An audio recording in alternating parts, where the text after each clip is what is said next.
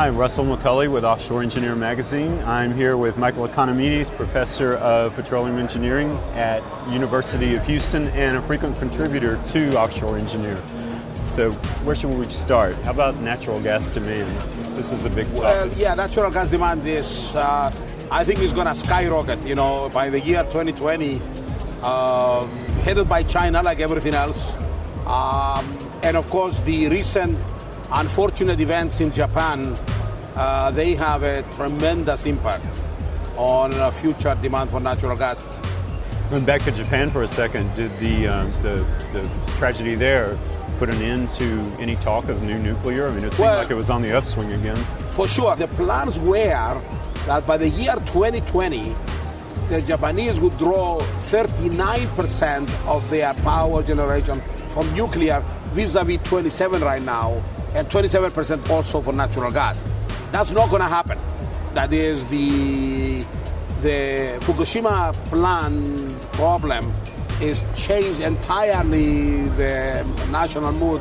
And so whatever incremental demand was going to be in nuclear is going to be now occupied by natural gas, perhaps even more. You touched on U.S. politics. Do you want to talk a bit about energy policy here in the U.S.? I'm the senior advisor to a couple of Chinese companies. They have two questions. Number one, what is the energy policy of the United States? I have no clue. I don't know how to answer that. And the second thing is, what they often ask is that, why are you guys letting us do that? This. Let me tell you what this means, the pronoun. Last year, Chinese companies paid $200 billion with a B, dollars, buying oil and gas properties all over the world, while we sit over here contemplating our neighbors and discussing climate change, for crying out loud. You understand what I mean? So in other words, there is a big disconnect right now.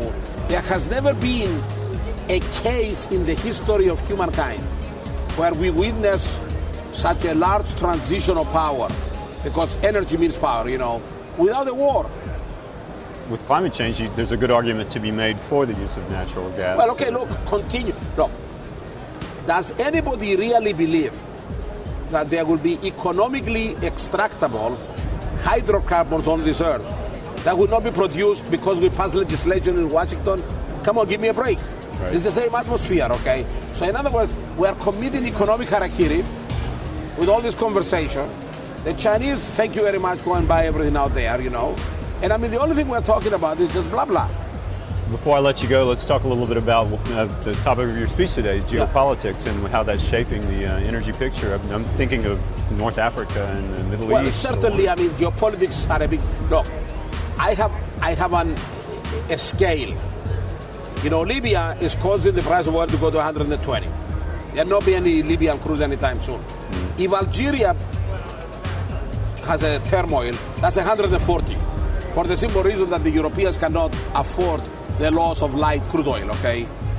If Saudi Arabia goes into problem, in a paroxysm of problems, that's $200. And if Israel attacks Iran, that's $300. So, there you have it. It's, in other words, geopolitics and headlines have been really controlling the price of oil. So geopolitics dominates more than economics. Headlines rule the price of oil.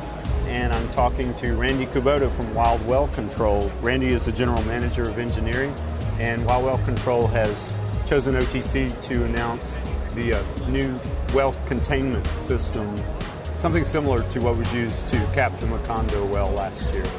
Can you tell us a little bit about what Wild Well Control did during the Macondo response? I know you're heavily involved in that. Wild Well is heavily involved. We're involved in all the aspects of the Macondo response, and with that, we had Wild Well people as part of every team, such as the capping team, the kill team, the debris clearing team. A lot of lessons, I take it. A lot of lessons.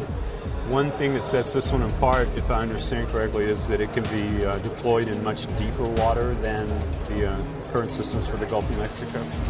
Well, all the capping stacks are designed for roughly about 10,000 feet of water. There's no real distinction in that. Okay.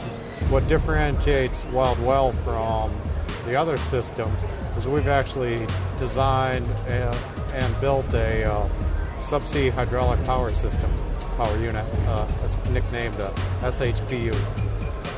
And what that does, it allows us to deliver hydraulic power 50 gallons a minute at 5,500 PSI on a continual basis. And that's something that nobody else has.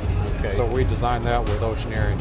How fast do you think it could be deployed if in the event of an emergency? We actually did a tabletop exercise 3 weeks ago, and on the exercise we showed that we could actually transport it, assemble it, and have it ready to be deployed in 7 days.